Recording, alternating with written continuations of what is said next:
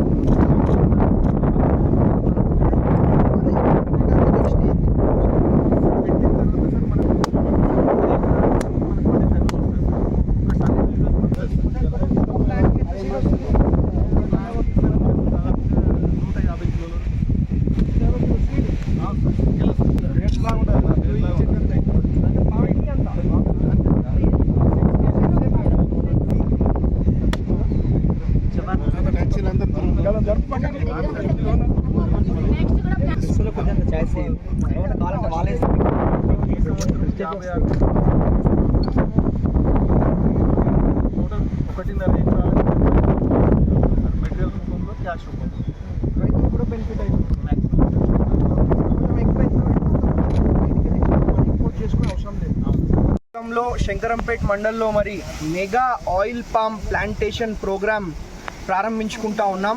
మరి ఎప్పుడు కూడా మరి మన కాంగ్రెస్ ప్రభుత్వం, ఇంద్రమ్మ రాజ్యం, ప్రజల ప్రభుత్వం ఎప్పుడు కూడా మరి ప్రజలు బాగుండాలా, రైతులు బాగుండాలనే ఉద్దేశంతో అన్ని కార్యక్రమాలు కూడా చేపడతా ఉన్నాం. మరి ఈ ప్రభుత్వం రైతుల పక్షపాతి ప్రభుత్వం అని చెప్పి మరి ఇవాళ రైతులే చెప్తా ఉన్నారు. కాబట్టి ఒకటి ఇదనే కాదు, ఈ ఆయిల్ పామ్ అనే కాదు, మరి రైతులు మంచిగా ఉండాలి, ప్రజలు మంచిగా ఉండాలనే ఉద్దేశంతో సన్నబియ్యం కానివ్వండి, రైతు రుణమాఫీ కానివ్వండి, రైతు భరోసా కానివ్వండి, అనేకమైన అభివృద్ధి సేవా సంక్షేమ కార్యక్రమాలు ఈ ప్రభుత్వం కానీ మేము కానీ చేసుకుంటూ ముందుకు పోతూ ఉన్నాం. కాబట్టి ఆయిల్ పామ్కి సంబంధించి మరి భారీగా ప్రభుత్వం నుంచి సబ్సిడీ వస్తున్నది. కాబట్టి మరి రైతులు బాగుండాలనే ఒక ఉద్దేశంతో వాళ్ళ ఆయిల్ పామ్ చెట్లను కూడా మరి మేము నాటడం జరిగింది. మరి ఇంతకుముందు ఏంటంటే మనం వేరే దగ్గర నుంచి మనము మన పామ్ ఆయిల్ ఏదైతే ఉందో వేరే దగ్గర నుంచి మనము ఇంపోర్ట్ చేసుకుంటుండే, కానీ భవిష్యత్తులో మన దగ్గర నుంచే ఇతర దేశాలకు పంపించే విధంగా మరి కావాలని చెప్పి కోరుకుంటూ థ్యాంక్ యూ. ఈరోజు మన గౌరవ మెదక్ శాసనసభ్యులు గారు శ్రీ మైనంపల్లి రోహిత్ రావు గారు మన జిల్లాలో శంకరంపేట గ్రామంలో ఈ ఆయిల్ పామ్ తోటల్ని mega oil palm plantation program కింద లాంచింగ్ చేయడానికి ఇక్కడికి రావడం జరిగింది. మనం ఏదైతే ఆయిల్ పామ్ని పెద్ద ఎత్తున ప్రోత్సహిస్తున్నామో తెలంగాణ ప్రభుత్వం నుంచి, దానిలో భాగంగానే రైతులందరికీ తెలిసే విధంగా గౌరవ శాసనసభ్యులు గారు ఇక్కడికి వచ్చేసి మన రైతు పొలంలో మొక్కల్ని నాటడం జరిగింది. అయితే మన మెదక్ జిల్లాకి ఈ సంవత్సరం 2500 ఎకరాల టార్గెట్గా కేటాయించగా ఇప్పటివరకు దాదాపుగా 1550 ఎకరాలకు సంబంధించి రైతులు ఈ సేవ ద్వారా అప్లై చేసుకోవడం జరిగింది. దానిలో భాగంగానే 775 ఎకరాలకి మన పరిపాలన ఉత్తర్వులుగా కూడా కలెక్టరేట్ ద్వారా ఇవ్వడం జరిగింది.